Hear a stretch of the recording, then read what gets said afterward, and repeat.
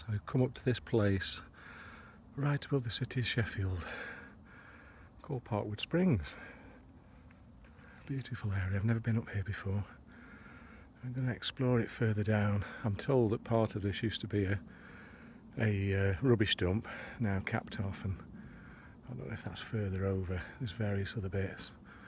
And as we get to the top of that hill, we'll be able to see down to the old Sheffield Wednesday football ground. I can just see it in the distance there.